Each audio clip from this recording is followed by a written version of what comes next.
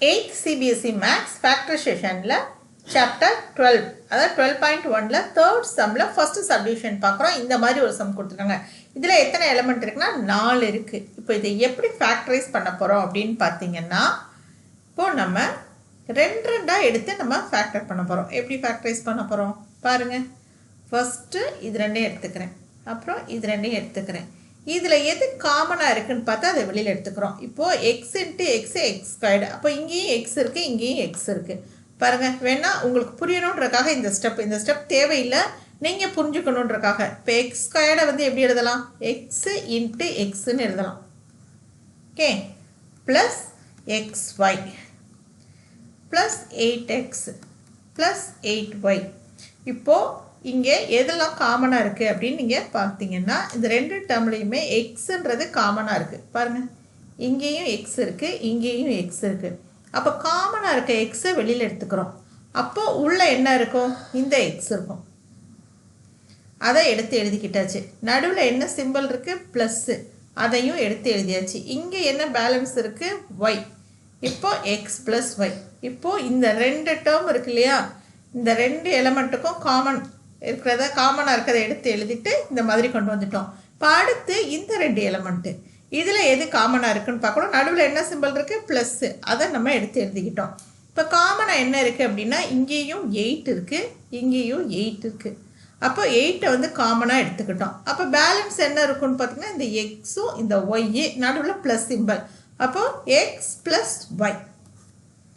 Okay, இப்போ இந்த ரெண்டு டேர்ம் பாருங்கள், இது ஒரு டேர்ம், இது ஒரு டேர்ம். இதில் எது காமனாக இருக்குன்னு பார்த்தீங்கன்னா, இந்த எக்ஸ் ப்ளஸ் ஒய், இந்த எக்ஸ் ப்ளஸ் ஒய். அப்போ அந்த டேர்ம் எடுத்து நம்ம வெளியில் எழுதிக்கிட்டோம், எக்ஸ் ப்ளஸ் ஒய். இப்போ இதில் பேலன்ஸ் என்ன இருக்குது? இந்த எக்ஸு, அப்புறம் ப்ளஸ் 8. இப்போ இதை எடுத்து இந்த சைடு எழுதிக்கிறோம், எக்ஸ் ப்ளஸ் 8. இந்த ரெண்டு இதுதான் இந்த சம்மோட ஃபேக்டர்ஸ். இந்த சம்மோட ஃபேக்டர்ஸ் என்னன்னு கேட்டிங்கன்னா இதுதான். ஆனால் ஆன்சர் எழுதும்போது இந்த ரெண்டு ப்ராக்கெட்டுக்கு பக்கத்தில் ப்ளஸ் சிம்பிளோ மைனஸ் சிம்பிளோ நீங்கள் போடக்கூடாது. இது ரெண்டும் மல்டிப்ளிகேஷனில் இருக்கணும். ஸோ இந்த மாதிரி தான் நீங்கள் எடுத்து எழுதணும். உங்கள் புக்கில் எப்படி இந்த ஆன்சர் இருக்குது அப்படின்னு பார்த்தீங்கன்னா, எக்ஸ் ப்ளஸ் 8, அதாவது இந்த ஃபேக்டரை வந்து முன்னாடி கொண்டு வந்திருக்காங்க, இதை பின்னாடி கொண்டு போயிருக்காங்க, எக்ஸ் ப்ளஸ் ஒய். இது புக்கில் உள்ள ஆன்சர். நீங்கள் இப்படி எழுதினாலும் கரெக்டு தான், இந்த மாதிரி எழுதுனீங்கனாலும் கரெக்டு தான். இவ்வளோ தான் ஃபஸ்ட்டு சப்டிவிஷன். இப்போ நம்ம வந்து செகண்ட் சப்டிவிஷனை பார்க்குறோம்.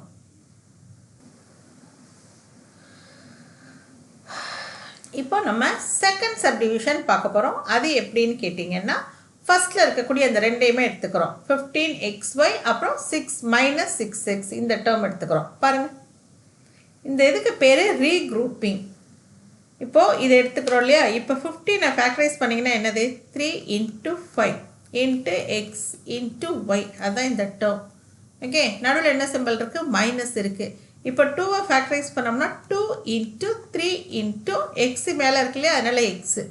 ஓகே, 15 ஃபேக்டரைஸ் பண்ணுறோம். பாருங்கள், 3 டேபிளில் பண்ணோம்னா 5, 5 டேபிளில் பண்ணோம்னா 1. அதே மாதிரி 6 ஃபேக்டரைஸ் பண்ணுறதுக்கு 2, 3, 3 டேபிளில் பண்ணோம்னா 1. ஸோ இந்த ஃபேக்டர்ஸை தான் நான் எடுத்து எழுதியிருக்கேன். இப்போ இந்த சைடு இருக்க 5yன்றதை அப்படியே வச்சுக்கிறோம், -2. ஏன்னா அதெல்லாம் ஃபேக்டர் பண்ணால் அதுதான் 1 5 5, அதனால் அதை ஒன்றும் பண்ணாமல் அப்படியே வச்சுக்கிட்டோம். இப்போது இந்த ரெண்டு டேர்ம் இருக்கு இல்லையா, இந்த ரெண்டுக்கும் காமனாக என்ன இருக்குது அப்படின்றத நம்ம பார்க்க போகிறோம். பாருங்கள், இப்போ இது ரெண்டுலேயும் காமனாக என்ன இருக்குது அப்படின்னு பார்த்தீங்கன்னா 3. இங்கேயும் இருக்குது, இங்கேயும் இருக்குது. இங்கே எக்ஸ் இருக்குது, இங்கேயும் எக்ஸ் இருக்குது. அப்போ நம்ம காமனாக வெளியில் என்ன எடுக்கலாம்? 3x அப்படிங்கிறத நம்ம எடுத்துடலாம். அப்போ உள்ளே என்ன இருக்கும் அப்படின்னு பார்த்தீங்கன்னா 5 இருக்கும், 5. அப்புறம் இங்கே y, அப்போ 5y. இங்கே என்ன இருக்குது? நடுவில் என்ன சிம்பிள் இருக்குது? நடுவில் மைனஸ் சிம்பிள் இருக்குது, ஸோ மைனஸ். இங்கே பேலன்ஸ் இந்த இடத்துல என்ன இருக்குது? 2 இருக்குது, அப்போது -2. ஓகே, இப்போது இந்த நடுவில் என்ன சிம்பிள் இருக்குது? ப்ளஸ்ஸு, அதை நம்ம அப்படியே போட்டுக்கிட்டோம். இங்கே 5y -2ன்றது ஏற்கனவே அப்படியே இருக்கிறதுனால அதை அப்படியே நம்ம எடுத்து எழுதிக்கிறோம் அப்படின்னு சொல்கிறத காட்டிலையும் இங்கே என்ன பண்ணுறோம் அப்படின்னா, இப்போ இங்கே இந்த ரெண்டு இதுக்கும் நம்பருக்கும் நம்ம காமன் ஃபேக்டர் கண்டுபிடிக்கணும். எதுக்கு? இந்த இதுக்கு. அப்போது பாருங்கள், 5y, 5க்கு நம்ம ஃபேக்டரைஸ் பண்ணோம்னா 5 அப்புறம் 1. அப்போ அதோட ஃபேக்டர்ஸ் என்ன இந்த இடத்துல உங்களுக்கு புரிகிற மாதிரி இருக்கணும்னா இந்த மாதிரி ஒரு ஸ்டெப் சேர்த்துக்கலாம். இப்போது இந்த இடத்துல 5 into 1 into y. Okay, minus symbol வந்திருக்குல்ல, 2வை ஃபேக்டர் பண்ணோம்னா என்ன கிடைக்கும்? 2 into 1. ஓகே, இப்போது இந்த 2 டேர்ம் இருக்கு இல்லையா, இதில் காமனாக என்ன வெளியில் எடுக்கலாம் அப்படின்றத பாருங்கள். 5y minus 2. இப்போ இந்த ஃபஸ்ட்டில் இருக்க இந்த டேர்ம் அப்படியே நம்ம கீழே கொண்டு வந்துட்டோம். இதில் காமனாக வெளியில் எடுக்கணும்னா இங்கேயும் 1 இருக்குது, இங்கேயும் 1 இருக்கா. ஸோ 1 அப்படிங்கிறத நம்ம வெளியில் எடுத்துக்கிட்டோம். அப்போ பேலன்ஸ் உள்ளே என்ன இருக்கும்? 5y. இந்த இதில் பேலன்ஸ் என்ன இருக்கும்? மைனஸ், நடுவில் என்ன சிம்பிள் இருக்குது? மைனஸ்ஸு. அப்போது இங்கே பேலன்ஸ் இருக்குது 2. ஓகே, இப்போ நம்ம இந்த மாதிரி எடுத்துக்கிட்டோம். இப்போ ரெண்டுலேயுமே காமனாக இல்லை அப்படின்னு நீங்கள் சொல்லவே முடியாது. ஏன்னா எந்த ஒரு நம்பருக்கும் ஃபேக்டர் வந்து கண்டிப்பாக 1 வரும். அப்போ அந்த காமனாக இருக்கக்கூடிய ஃபேக்டர் எதுவுமே இல்லைன்னா 1 எடுத்துக்கணும். ஓகே, அதை தான் நம்ம இங்கே பண்ணியிருக்கோம். இப்போ நம்ம பார்க்கும்போது இந்த 2 டேர்ம், இதுக்கும் இந்த 2 டேர்ம், இந்த 2 டேர்ம்லையுமே காமனாக என்ன இருக்குது அப்படின்னு பார்த்தீங்கன்னா இதுதான் காமனாக இருக்குது. ஓகே, அப்போ அதை எடுத்து நம்ம வெளியில் எழுதிக்கிட்டோம். 5y minus 2. அதுக்கடுத்து மிச்சம் பேலன்ஸ் என்ன இருக்குது அப்படின்னு பார்த்தீங்கன்னா பேலன்ஸ் என்ன இருக்குது? இந்த 3x அப்புறம் ப்ளஸ் 1. ஓகே, சிம்பிள் வந்து ப்ளஸ்ஸு 1 இங்கே வந்து இருக்குது. அப்போ இந்த இடத்துல நம்ம என்ன எழுத போகிறோம்? 3x plus 1. இதுதான் இந்த சம்மோட ஆன்சர்.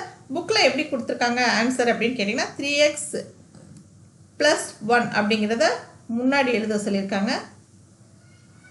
ஓகே, அடுத்து வந்து இந்த 5y minus 2. இதுவும் கரெக்டு தான், இதுவும் கரெக்டு தான். ஓகே, இது புக்கில் இருக்கக்கூடிய ஆன்சர். இப்போ நம்ம உங்களுக்கு புரியணுன்றக்கா நான் காமனாக இருக்கதை ஃபஸ்ட்டு வெளியில் எடுத்துக்கிட்டேன். இவ்வளோதான் இந்த சப். இப்போ நமக்கு செகண்ட் சப்டிவிஷன் முடிஞ்சிருச்சு. நம்ம தேர்ட் சப்டிவிஷன் நம்ம பார்க்குறோம். ஓகே, இப்போ நம்ம தேர்ட் சப்டிவிஷன் பார்க்குறோம்.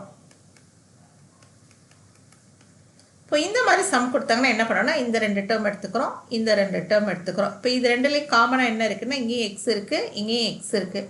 அப்போ எக்ஸை வந்து வெளியில் எடுத்துக்கிட்டோம். இப்போ உள்ள என்ன எழுதுவோம்? இந்த a ப்ளஸ் பி இதுதான் உள்ளே வரும், a ப்ளஸ் பி. ஓகே, இப்போ இந்த ஃபஸ்ட்டு 2 இதையும் நம்ம முடிச்சிட்டோம். இப்போ அடுத்து இதை பாருங்கள், ay மைனஸ் by. ஆக்சுவலாக நமக்கு என்ன கிடைக்கணும்? அடுத்த ப்ராக்கெட்டுக்குள்ளேயே a ப்ளஸ் பி தான் நமக்கு கிடைக்கணும். இங்கே என்ன இருக்குது? இங்கேயும் மைனஸ் இருக்குது, இங்கேயும் மைனஸ் இருக்குது. அப்போது மைனஸை நம்ம காமனாக வெளியில் எடுத்துக்கிட்டோம். ஓகே, இங்கேயும் பாருங்கள், இங்கேயும் மைனஸ் இருக்குது, இங்கேயும் மைனஸ் இருக்குது. மைனஸை காமனாக வெளியில் எடுத்துக்கிட்டோம். இங்கேயும் ஒய் இருக்குது, இங்கேயும் ஒய் இருக்குது. அப்போ ஒய்யையும் நம்ம காமனாக வெளியில் எடுத்துக்கிட்டோம். அப்போ உள்ள என்ன இருக்கும் அப்படின்னு பார்த்தீங்கன்னா ஏ இருக்கும் ப்ளஸ் பி. இப்போது இந்த மைனஸ் ஒய்யால் இந்த ஏ, இப்போ மைனஸ் ஒய்யை வச்சு ஏ வந்து மல்டிப்ளை பண்ணி பாருங்கள். மைனஸ் ஒய் இன்ட்டு ஏ அப்படின்னம்னா மைனஸ் ஏ ஒய் அப்படின்னு கிடைக்கும்.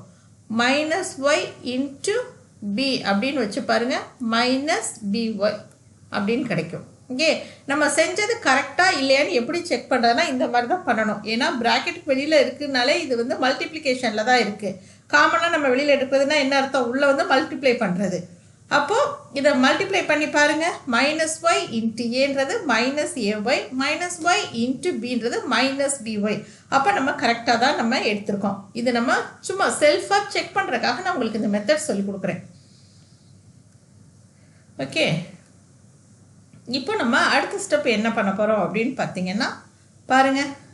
இப்போ இது ரெண்டுலேயே காமனாக என்ன இருக்குன்னா ஏ ப்ளஸ் ஒய் இருக்குது, ஏ ப்ளஸ் பி, அதாவது இந்த டேர்ம் அப்புறம் இந்த டேர்ம், இது ரெண்டில் எது காமனாக இருக்குது அப்படின்னு பார்த்தீங்கன்னா ஏ ப்ளஸ் பி இருக்குது. அப்போ காமனாக இருக்கிறத நம்ம எடுத்து வெளியில் கொண்டு வந்துடலாம். ஓகே, பேலன்ஸ் என்ன இருக்குது அப்படின்னு பார்த்தீங்கன்னா இந்த எக்ஸு மைனஸ் ஒய்.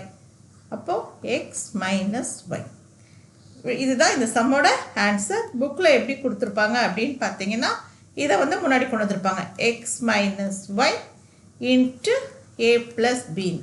நீங்கள் எப்படி எழுதினாலும் இந்த ஆன்சர் வந்து கரெக்டு தான். ஓகே, அந்த மாதிரியும் எழுதிக்கலாம், இந்த மாதிரியும் எழுதிக்கலாம். இப்போ நம்ம ஃபோர்த்து சப்டிவிஷன் எப்படி செய்கிறதுன்னு பார்க்கலாம். இப்போது நம்ம ஃபோர்த் சப்டிவிஷன் பார்க்குறோம்.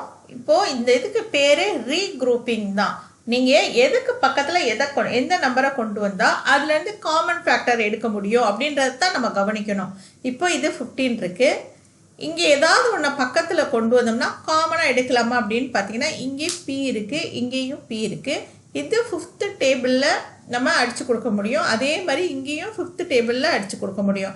ஸோ நம்ம என்ன பண்ணுறோன்னா இந்த 15 PQ இருக்கு இல்லையா, இதுக்கு பக்கத்தில் இந்த 25 Pன்றதை நம்ம கொண்டு வந்துடுறோம்.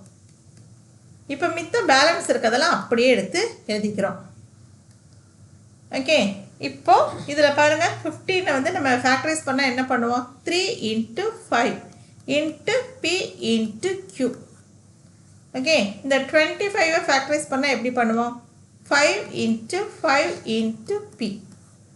ஓகே, ப்ளஸ் 15 ஃபேக்டரைஸ் பண்ணுங்க 3 × 5 ப்ளஸ் 9 ஃபேக்டரைஸ் பண்ணோம்னா 3 × 3 × Q பக்கத்தில் இருக்கு இல்லையா, அப்படியே எழுதிக்கிட்டோம். இப்போது இந்த ரெண்டில் எது காமனாக இருக்குன்னு பாருங்கள். இந்த 2 டேர்மில் இதில் எது காமனாக இருக்குது அப்படின்னு பார்த்தீங்கன்னா இங்கே 5 இருக்குது, இங்கேயும் 5 இருக்குது, இங்கே P இருக்குது, இங்கேயும் P இருக்குது. அப்போ நம்ம என்ன எழுதிக்கலாம், காமனாக வெளியில் என்ன எடுக்க போகிறோம், 5P.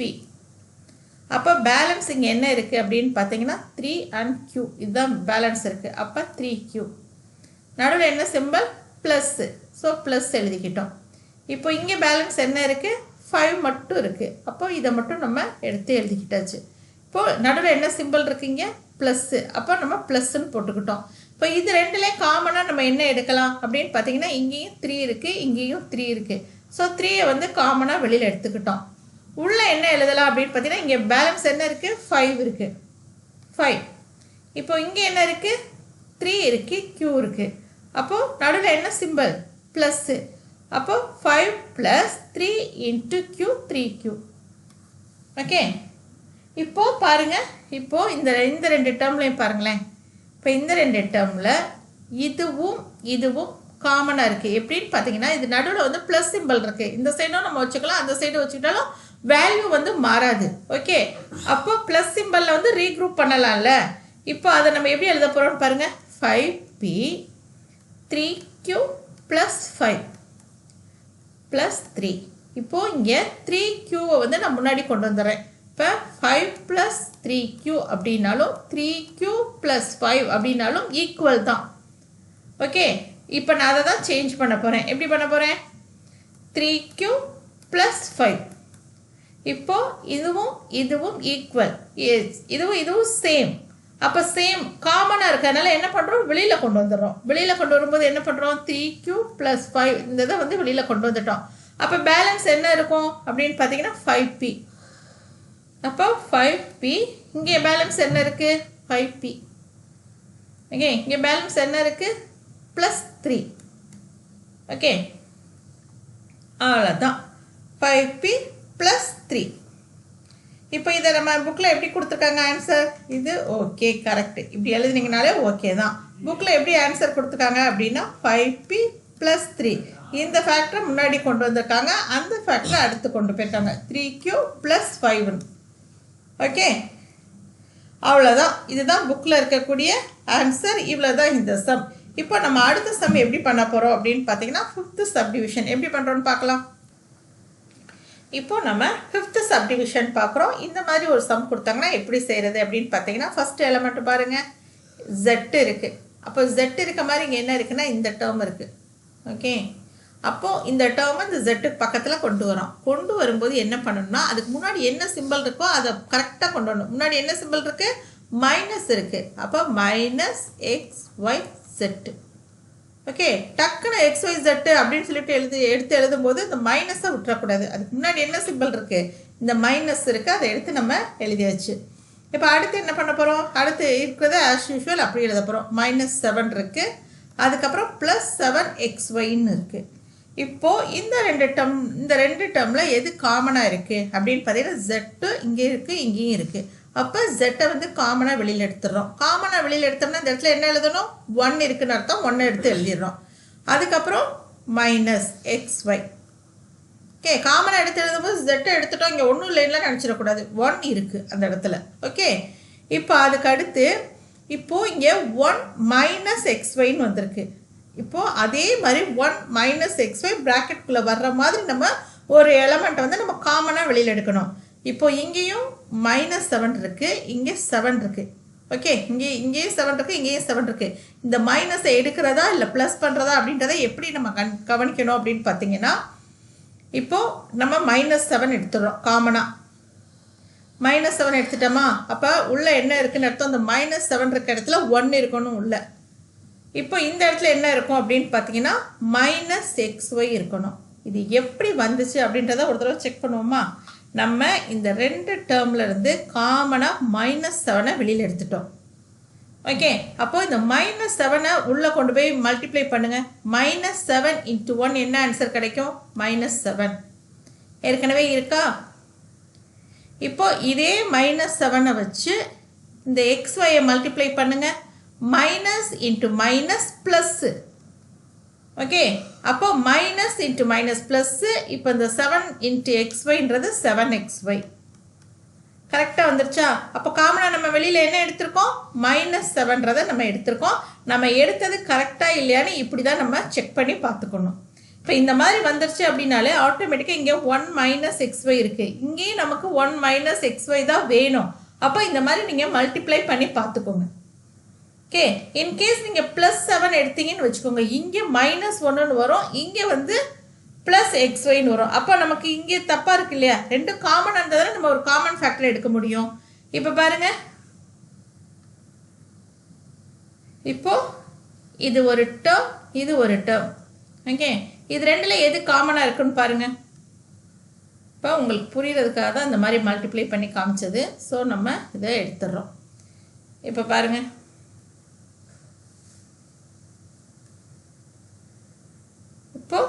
இப்போ இந்த 2 டேர்ம் இதில் எது காமனாக இருக்குன்னா, இங்கே இதுவும் காமனாக இருக்குது. காமனாக இருக்க ஃபேக்டர் எடுத்துக்கி நம்ம வெளியில் எழுதுவோம் இல்லையா?